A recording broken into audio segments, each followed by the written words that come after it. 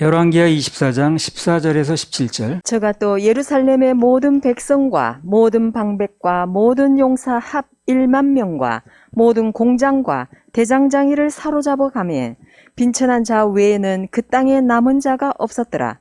저가 여호야긴을 바벨론으로 사로잡아 가고 왕의 모친과 왕의 아내들과 내시와 나라의 권세 있는 자도 예루살렘에서 바벨론으로 사로잡아 가고 또 용사 7천과 공장과 대장장이 1천 곧 다 강장하여 싸움에 능한 자들을 바벨론으로 사로잡아 가고 바벨론 왕이 또 여호야긴의 아잡이 mat단야로 대신하여 왕을 삼고 그 이름을 고쳐 시드기야라 하였더라. 그래서 방금 읽은 본문 14절에 보면 바벨론의 느부갓네살 왕이 예루살렘 모든 백성과 방백과 용사들을 합해서 10,000명, 10,000명을 공장은 이제 기술자예요. 기술자. 또 대장장 이런 사람을 다 사로잡았다는 겁니다. 데려다 놓으면 이제 쓸모가 있으니까. 근데 거기 이제 못 데려간 사람들이 누구냐면 아무것도 없는 사람들. 지위도 아무것도 없는 사람들. 그리고 그냥 가난해가지고 뭐 아무것도 가진 것도 없는 사람들. 그런 사람들만 그 땅에 남겨뒀다는 거예요. 온 나라가 비참하게 다 포로로 끌려가는데 포로로 끌려갈 때면 그냥 무슨 뭘 태워갑니까? 전부 굴비 엮듯이 엮어가지고 옷 다 벗기고 코에다 끼워가지고 도망 못 가게 하려고. 그렇게 해서 끌고 가는데 그 뭐 쓰러지면 막 채찍하고 그러잖아요. 그런 판에 아무것도 안 가진 사람들, 아무것도 가진 게 없고 지위도 없고 배운 것도 없는 사람들은 그 땅에 남겨놨다는 거예요. 그렇게 놓고 보니까 온 나라가 포로로 끌려가는데 아무 지위도 없고 가진 것도 없어서 빈천한 채가 오히려 어때요? 더 좋을 수가 있더라는 거예요. 더 좋을 수가 있더라는 거예요. 포로로 끌려가는 그런 비참한 꼴을 이제 면했으니까. 자, 그 다음에 예레미야 39장 10절에 보세요. 시위대장 느부사라단의 아무 소유가 없는 빈민을 유다 땅에 남겨두고 그날의 포도원과 밭을 그들에게 주었더라. 그 본국에 남은 것까지도 수지 맞은 건데 이게 평소에 가져볼 수 없던 땅을 또 주는 거야.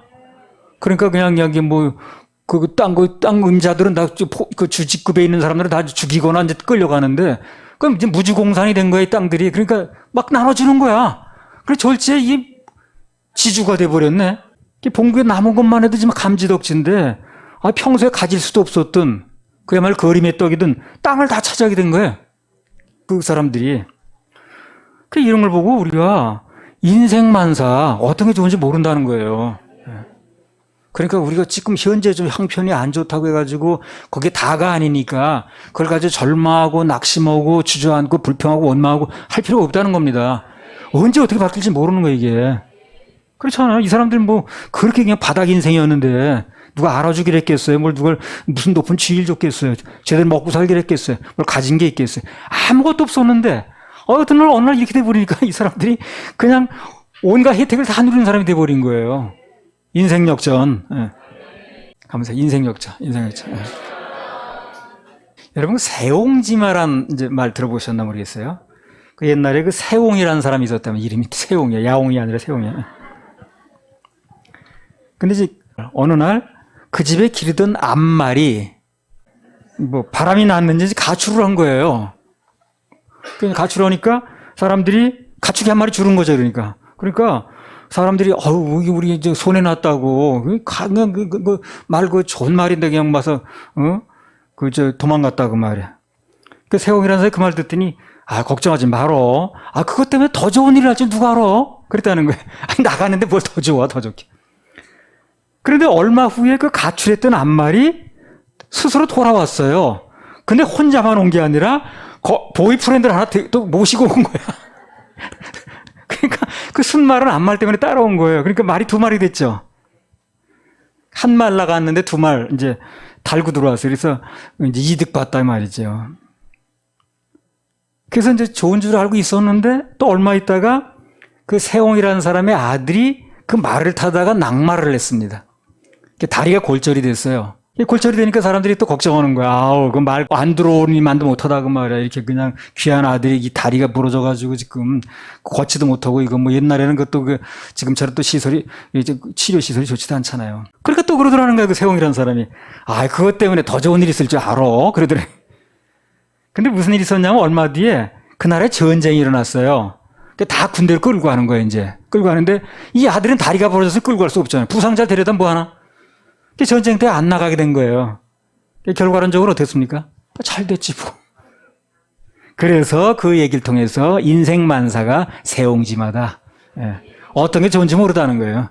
그러니까 지금 무슨 일이 있든 간에 그걸 통해서 더 좋은 일이 일어날는지, 그걸 통해서 하나님이 어떻게 일을 하실는지, 누굴 만나게 하실는지, 어떤 사람을 붙여주실는지, 그건 모르는 거예요, 우리가.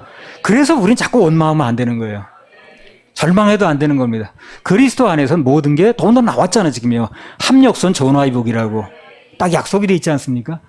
그래서 어떤 일이 있든 간에 그건 별거 아닌 일 같고 어떻게 보면 나쁜 일인데, 그걸 통해서 더 좋은 일이 얼마나 될 수 있는 거예요. 요셉 보세요.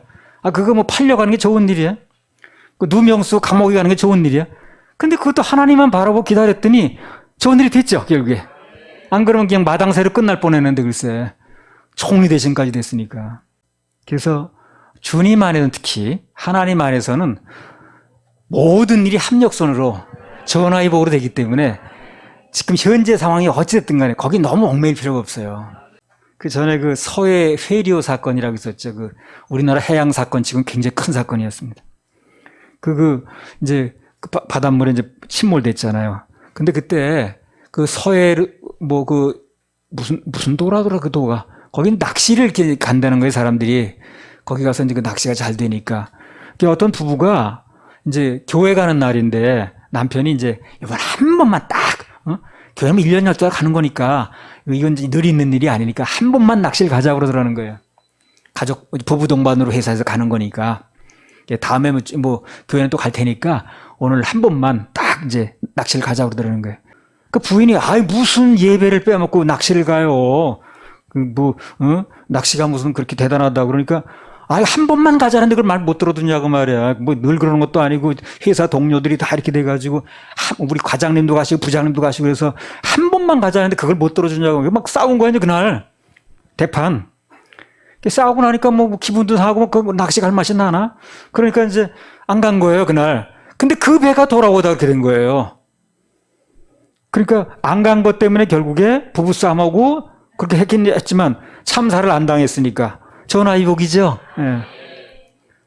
그래서 늘 말하듯이 어느 집이나 부인들이 바로 서 있어야 된다니까. 남편들은 뭐 그러지 뭐 하면 되는 거고.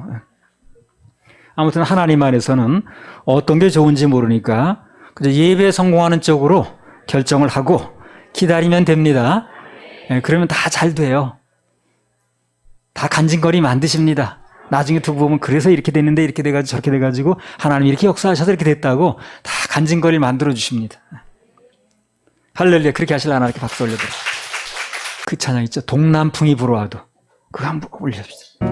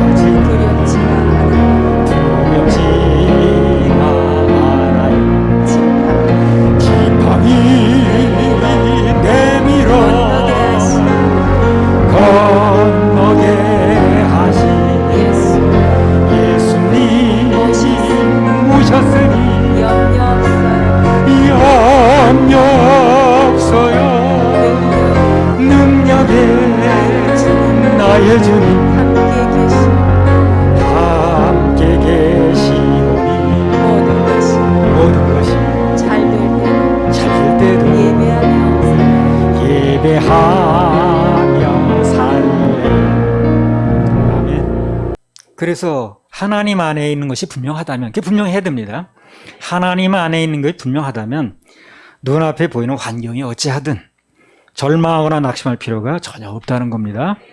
오히려 좋은 보게 될 수 있거든요. 그래서 뭐 보디발 안에 만난 거, 감옥 가게 된 거, 다 그거 나쁜 일이죠, 그거요. 근데 우리 잘 알잖아요, 결과가 어떻게 됐는지, 그죠? 그래서 그게 나중에 보니까 정코 쓰더라고. 지름길이에요. 그래서 우리 하나님 자녀들은 매사에 그분의 섭리부터 인정하고 그분이 인도하심을 이제 바라보고 있으면, 근데 거기 이제 감사가 중요합니다. 원망하면 안 돼요. 그러면 나중에 보면 다 이렇게 지름길이더라고. 정답이에요. 그래서 하나님께서 주신 비전이 있고 또 약속이 있고 말씀은 있는데 왠지 환경은 그 반대 같아. 그러면 절망하죠, 사람들이. 예, 답답합니다. 뭐 낙심이 올 때도 있고요. 예. 그러나 그게 오히려 지름길일 수 있으니까 걱정하지 마시기 바랍니다. 예. 그때나 이때나 살리는 거는 현상이 아니더라고. 살리는 건 이 환경이 아니야. 그건 폐수야. 말씀이 살리더라고요. 환경은 폐수고 말씀은 생수라. 시편 119편 50절. 이 말씀은 나의 곤란 중의 위로라. 주의 말씀이 나를 살리셨음이니이다. 네, 이 말씀은 나의 곤란 중의 위로라. 주의 말씀이 나를 살리셨나이다. 살릴 건 말씀밖에 없습니다. 환경 붙들고 그거 의존해서 그거 가지고 살려고 하지 마세요. 폐수를 먹고 어떻게 살려고 하겠어요. 그래서 환경이 어찌됐든 간에 그래도 말씀 붙잡아야 됩니다.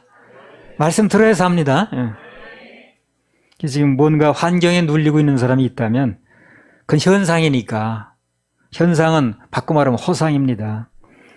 예, 그거 바라보지 말고 그건 눌려있지 말고 그분 말씀을 붙잡으세요. 그럼 하늘로부터 위로와 평강이 임할 겁니다.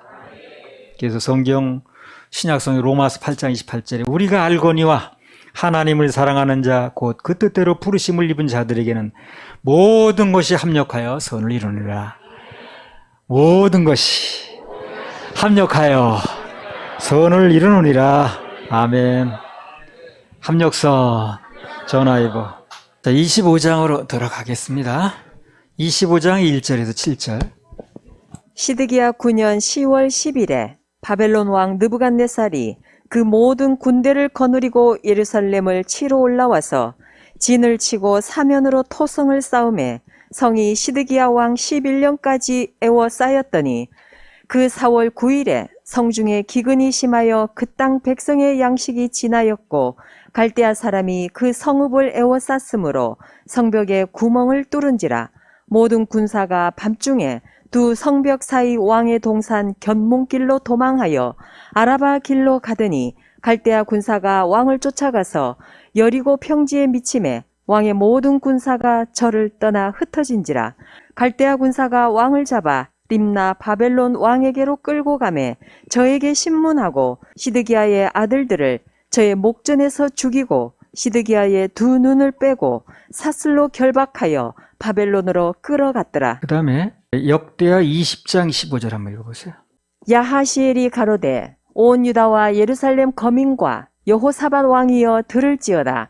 여호와께서 너희에게 말씀하시기를 이 큰 무리로 인하여 두려워하거나 놀라지 말라. 이 전쟁이 너희에게 속한 것이 아니요 하나님께 속한 것이니라. 역대하 32장 22절부터 23절. 이와 같이 여호와께서 히스기야와 예루살렘 거민을 아수르 왕 사네립의 손과 모든 적국의 손에서 구원하여 내사 사면으로 보호하심에 여러 사람이 예물을 가지고 예루살렘에 와서 여호와께 드리고 또 보물로 유다 왕 히스기야에게 드린지라. 이후부터 히스기야가 열국의 눈에 존대하게 되었더라. 예, 한 군데 더 읽겠습니다. 시편 51편 18절. 주의 은택으로 시온의 선을 행하시고 예루살렘 성을 쌓으소서. 예, 그래서 방금 읽은 말씀들처럼 예루살렘이 그렇습니다. 이전에 이스라엘 백성들이 하나님께 대한 예배에 성공하고 주님 바라보고 이렇게 할 때는요, 그분의 은혜가 임하고 보호하심이 임해서 마치 그 예루살렘을 방패처럼 이렇게 둘러싸고 있었어요. 그래서 그 수많은 군대가 쳐들어와도 다 보호가 됐고요. 근데 오늘 보니까 열왕기하 25장 아까 읽었죠. 한번 더 읽어보겠습니다. 25장 1절에서 3절. 시드기야 9년 10월 10일에 바벨론 왕 느부갓네살이 그 모든 군대를 거느리고 예루살렘을 치러 올라와서 진을 치고 사면으로 토성을 쌓음에 성이 시드기야 왕 11년까지 에워싸였더니 그 4월 9일에 성중에 기근이 심하여 그 땅 백성의 양식이 진하였고. 예. 그래서 이스라엘 백성들이 하나님을 떠나니까 그 다음에 어떻게 됐냐면 하나님 보호가 같이 떠났습니다. 그리고 오히려 하나님의 은혜가 그 예루살렘을 둘러싸고 있었는데 원수가 그들의 사면을 어떻게 에워쌌다는 거죠. 그래서 여러 번 얘기를 한 겁니다. 이게 그가 누구든 난 하나님 보호막이 싫어. 통제받는 것 같아. 그 자꾸만 무슨 뭐 그냥 뭐 내 자유대로 하지도 못하고 말이야. 그래서 떠나게 되면 그때는 그 사람이 자유가 되는 게 아니에요. 여기 예루살렘이 어떻습니까? 그 하나님 보호막이 떠났다고 해서 예루살렘이 자유가 왔습니까? 그렇지 않아요. 엉뚱한 군대가 와서 둘러쌌다는 거예요. 그래서 하나님 보호막이 싫다고 통제받는 게 싫다고 귀찮다고 떠나면 그 사람이 자유가 오는 게 아니고 죄악이 그리고 원수들이 둘러싼다는 거, 그걸 알아야 됩니다. 그걸 알아야 돼요. 반드시 알아야 됩니다. 그래야 함부로 판단하지 않아요. 뭐 같은 맥락에서 그렇죠. 누가 됐든 주님께서 내게 맡겨준 사명이 다 있는데 각자 그 사람이 무슨 목회를 하는 사명이든 사역자 사명이든 또 뭐 직장 생활에서 또 뭐 이렇게 뭐 물질을 드리는 사명이든 뭐 마찬가지입니다 다. 예. 그게 너무 무겁다고 도중에 도망을 가거나 포기하면 더 큰 세상의 짐이 그를 둘러싸는 거예요. 뭐가 둘러싸느냐가 중요합니다. 하나님의 은혜가 둘러싸느냐 예루살렘을, 아니면 적군이 와서 둘러싸느냐, 그 차이에 뭐가 둘러싸도 쌓더라고. 이게 가만히 있는 게 아니라. 그래서 예루살렘을 하나님의 은혜가 둘러쌀 때는 적군이 와도 다 물리쳤어요. 그 구수의 100만 대군이 와도 물리쳤잖아요.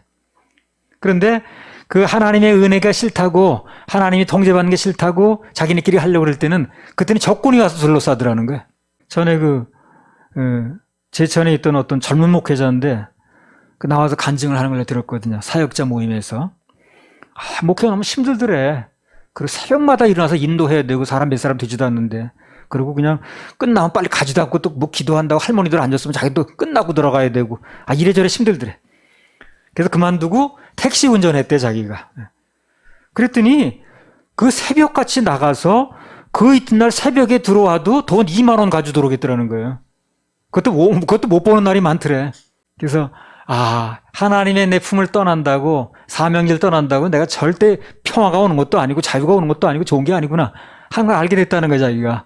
그래서 다시 목회 현장으로 돌아왔다고 부끄러운 간증이라고 그러면서 나와서 얘기하더라니까요. 예.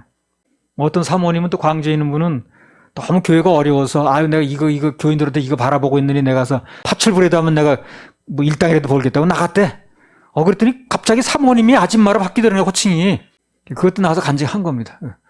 그래서 하나님께 내게 주시면 그게 많든 적든 그거 가지고 내가 만족하고 살아야지, 세상에 나가서 뭐 하려고 그런다는 게 이게 보통 일이 아닌 걸 알겠다고 와서 간증을 하더라니까. 또 우리 다 듣는 거예요, 그거를.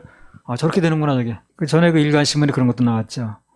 광화문 일대 새로운 풍경, 그래가지고 그런 제목이에요, 제목이.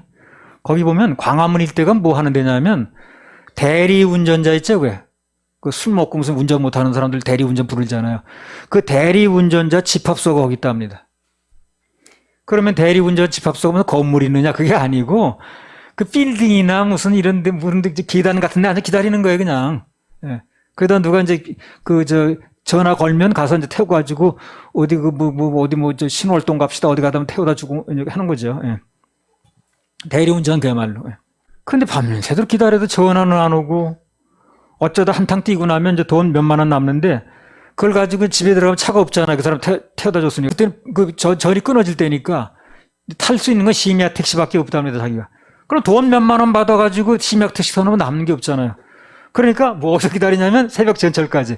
그 광화문에서 기다리는 거예요. 그 이제 무슨 계단 무슨 거 뭐 그런 데서 그냥 무슨 신문지 깔고 기다리는 거예요. 그래서 이제 그 대리운전자 집합소가 됐다는 거예요. 새벽 전철까지 기다리느라고. 그런 기사에 나왔는데, 이게 이제 관광소나 뭐 관공서나 그 근처 빌딩이든 이제 그런 데가 다 그 대기 장소라는 거예요. 신문지 깔고 앉아있거나 박스 깔고 새우잠 자고, 식사는 뭐 컵라면 하나 먹으면 다행이고. 근데 또 밤을 샜으니까 일단 오전에 또 쉬어야 되네 또. 그걸 보면서 내가 그런 기사를 보면서 참 감사가 저절로 나오더라고요. 여러분 직장생활 좀 힘들어도 군말 없이 하세요. 예.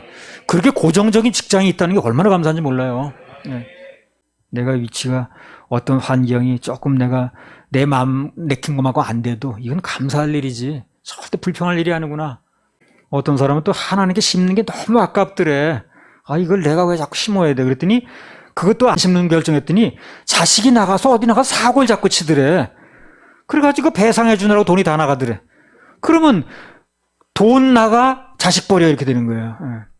하나님께 드리면 하늘나라에 쌓이고 자식 보호되고 다 좋은 건데 다 나와서 한 말들이에요. 그게 여기 나와서. 물론 뭐 다 팽개치고 교회만 있으라는 그런 말이 아니라 어디서 뭘 하든 하나님의 보호막 그분의 울타리를 떠나지 말라는 얘기를 하는 겁니다. 예. 그게 중요한 얘기예요.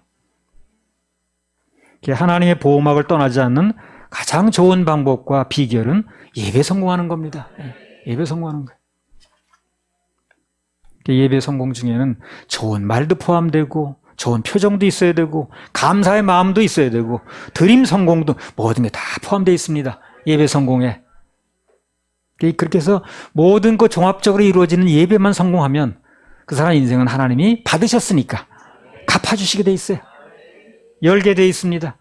그렇게 광화문 거 일대 가서 그렇게 신문지 하나 깔고 그렇게 기다리지 않아도 돼요. 그렇게 만들질 않아요. 아무튼 우리는 하나님 보호막 아래에 있을 때가 가장 안전하고 평화롭고 좋다는 걸 알아야 됩니다. 그래서 지금 현재 상황에 조금 마음에 안 들어도 하나님께서 내게 주신 환경이라면 감사하고 있으세요. 그럼 곧 하나님이 가장 좋은 길로 인도하십니다. 예. 다른 데 세상 기웃거릴 필요가 없어요. 그래서 실패한 얘기를 한두 번 들은 게 아니에요. 할렐루야, 우리 하나님께 박수 올려드려요. 열왕기하 25장 4절에서 7절. 갈대아 사람이 그 성읍을 에워쌌으므로 성벽에 구멍을 뚫은지라 모든 군사가 밤중에 두 성벽 사이 왕의 동산 견문길로 도망하여 아라바 길로 가더니 갈대아 군사가 왕을 쫓아가서 여리고 평지에 미침해 왕의 모든 군사가 저를 떠나 흩어진지라 갈대아 군사가 왕을 잡아 림나 바벨론 왕에게로 끌고 가매 저에게 신문하고 시드기야의 아들들을 저의 목전에서 죽이고 시드기야의 두 눈을 빼고 사슬로 결박하여 바벨론으로 끌어갔더라. 이렇게 되기 전에요. 이미 하나님께서 여러 번 말씀하셨습니다. 이런 길을 안 겪게 되는 방법이 뭐라는 걸 여러 번 얘기를 했습니다. 누굴 통해서? 사역자인 예레미야를 통해서. 그때 들었으면 되는 거예요. 근데 그렇게 안 듣더니 결국 자기 눈 보는 앞에서 아들들 다 죽고 그리고 자기 눈이 빠지고 이게 무슨 말이야 그래. 끝내 그렇게 안 듣더니 아무튼 그래서 그 성벽을 뚫고 들어와서 갈대아 군사가 이렇게 이제 나라가 망하고 끌려가게 됐습니다. 25장 5절 한번 읽어보세요. 갈대아 군사가 왕을 쫓아가서 여리고 평지에 미침해 왕의 모든 군사가 저를 떠나 흩어진지라. 그래서 이제 그 왕이 못 살겠으니까 다 둘러싸가지고 먹을 양식도 없지 그냥 둘러싸니까 성벽을 뚫고 밤에 도망을 가는 거예요. 이제 한밤중에. 그러니까 이제 웬만한 군인들은 이미 다 도망갔습니다. 지금. 그래도 왕일 끝까지 따르는 부대가 있었어요. 그러니까 뭐 어떻게 말하면 이제 최측근 경호부대라고 봐야 되겠죠. 그 상황에 따라갔으니까. 그런데 여리고 편 거기까지 따라온 거예요. 바벨론 군대가. 그래가지고 완전히 그냥 포위해가지고 죽게 생겼으니까 그 마지막 남은 부대마저 흩어졌습니다. 그때 마지막 남은 부대가 뭐 왕의 아마 최측근 경호부대일 텐데 그들도 다 흩어졌어요. 마지막 급박한 순간이 되니까 역시 왕을 버리고 도망을 가더라는 겁니다. 그래서 이런 걸 보면서 우리가 뭘 배워야 됩니까? 이 세상에 있는 것은 그게 인간적으로 얼마나 엮어진 관계든 얼마나 뭐 충성으로 맹세된 관계든 뭐 그것은 뭐 또 어떤 내가 믿을 만한 환경이든 그게 뭐 사람이든 마지막이 되면 다 떠납니다. 그걸 우리가 항상 알아야 돼요. 야, 저 환경은 나는 안 변해. 저 사람은 나는 안 떠날 거야. 절대 그렇지 않습니다. 그래서 이 세상에는 모든 것은 다 그렇습니다. 그게 환경이든 뭐 내가 뭐 믿을 만해서 뭐 신뢰하던 사람이든 마지막이 되면 다 날 떠납니다. 그들이 떠나고 싶어 떠나는 것도 아니에요. 그들 못 견디니까 떠나는 거예요. 그렇죠? 버린다는 걸 알아야 돼요. 믿을 게 못 됩니다. 그 전에 그 산악인 소재 얘기했잖아요. 서로 떨어지면 이렇게 의지하려고 밧줄을 묶어서 몸을 연결해서 올라가거든요. 그 사람들이. 한 사람이 미끄러지면 한 사람이 중심 잡은 사람을 또 이렇게 해가지고 끌어올리고 이렇게 하는 거거든요. 근데 한 사람이 크레바스라고 이제 얼음 절벽이죠. 빠졌습니다. 그러니까 버티더라고. 처음에는 막 뭐 힘내자고 그러고 뭐 버티는데 나중에 힘이 계속 나오는 게 아니잖아요. 뭐 먹지도 못하지 추인 막 그 나중에 눈물을 머금고 그 밧줄 연결해서 끊더라고. 그걸 보면서 난 또 배우는 거야. 아무리 자기들끼리 뭐 산악인의 의리 뭐 해가지고 뭉쳐진 사이를 할지라도 인간이란 존재는 결국 최후의 순간이 오면 저렇게 무능하고 무능력하고 끊을 수밖에 없구나. 그 밧줄 끊는 게 아주 상징적인 거예요. 끊는다고 말이거든. 그래서 연결될 줄을 끊을 수밖에 없는 연약한 존재구나. 그러 저런 존재는 믿으면 안 되겠구나 하는 걸 느꼈어요. 자, 그런 영화 보면 많은 걸 느끼겠더라고. 그래서 이 세상에 끊어지지 않는 줄, 삼겹줄은 오직 예수님과 우리 사이밖에 없습니다. 그 줄하고 연결을 해야 돼요. 그게 똑똑한 사람이라. 그 위에 줄을 연결하고 그게 뭐 다 대단한 줄인 줄 알고 붙들고 있는 사람은 참 허상을 붙들고 있는 거예요. 아마 절벽으로 떨어진 사람도 뭐 어떤 사람인지 난 모르겠는데 그 사람이 하나님의 줄을 연결하고 주님을 불렀으면 올라올 수 있었을지 몰라요. 사람 붙들고 있으니까 되나 그게. 로마서 8장 38절 39절.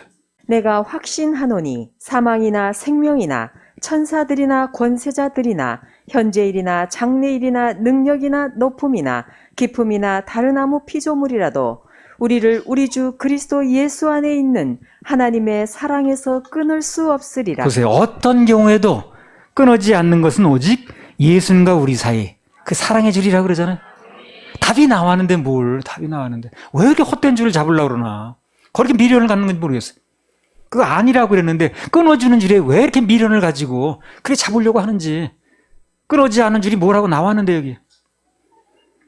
중요한 것은 우리에게 최후까지 의지할 분이 누군가. 그 정도는 알고 살아야 된다는 거예요. 다른 건 몰라도. 그거 알고 모르고의 차이는 그야말로 하늘과 땅 차이입니다. 찬송가 88장에 나오잖아요. 온 세상 날 버려도 주 예수 안 버려. 끝까지 나를 돌아보시니. 바로 그겁니다. 찬송가 그대로예요.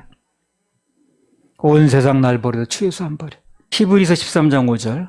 돈을 사랑치 말고 있는 바를 족한 줄로 알라. 그가 친히 말씀하시기를 내가 과연 너희를 버리지 아니하고 과연 너희를 떠나지 아니하리라 하셨느니라. 돈을 사랑치 말고 있는 바를 족한 줄로 알라. 그가 친히 말씀하시기를 내가 과연 너희를 버리지 아니하고 과연 너희를 떠나지 아니하리라 하셨느니라.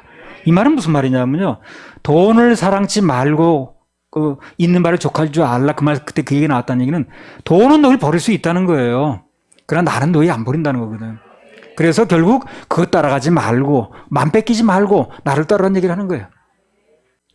우리 하나님은 과연 너희를 버리지 않고 과연 너희를 떠나지 않겠다. 이런 분을 붙잡아야 되는 거 아닌가. 답을 다 얘기했는데 내가 만약에 뭐 돈이 이렇게 어려운 일이 벌어졌다.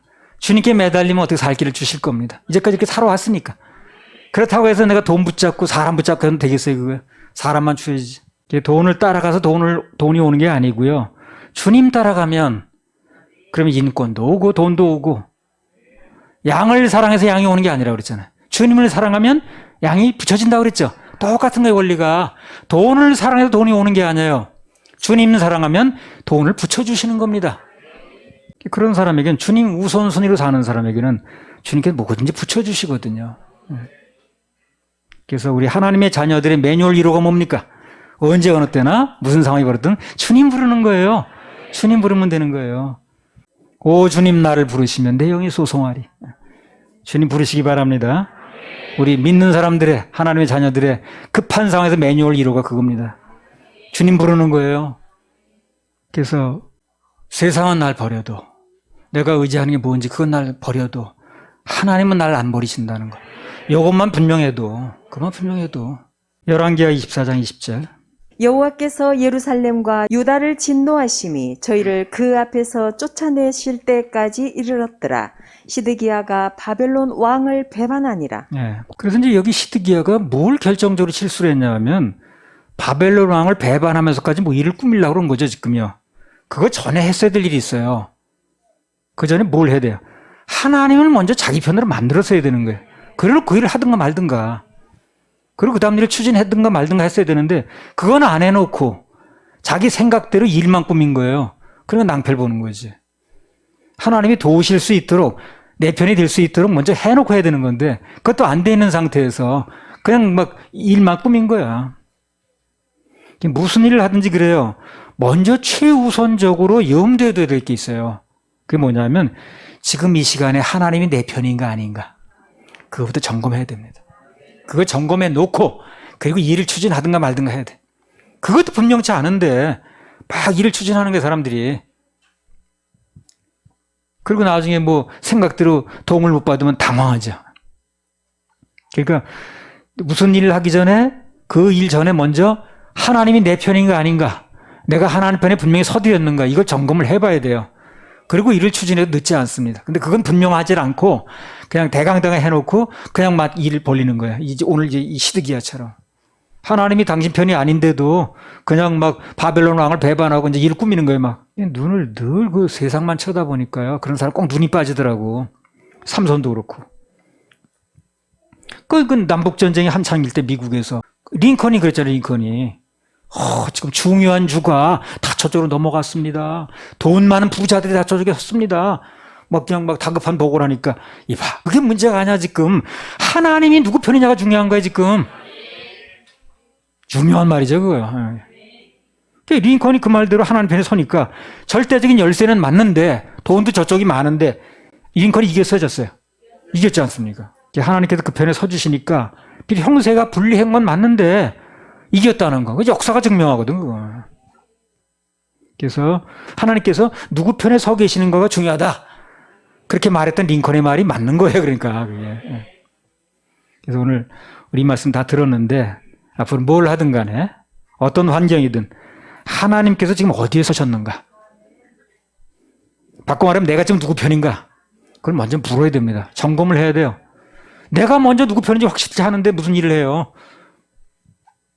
그것만 확인되면 그러면 뭐 링컨처럼 무슨 뭐 돈 많은 사람이 저쪽으로 섰든 중요한 주가 저쪽으로 돌아섰든 관계없습니다.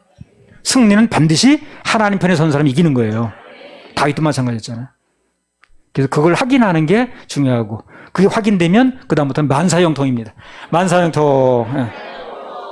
만사형통. 신명기 32장 5절 6절. 그들이 여호와를 향하여 악을 행하니 하나님의 자녀가 아니요 흠이 있는 사곡한 종류로다. 우매무지한 백성아, 여호와께 이같이 보답하느냐?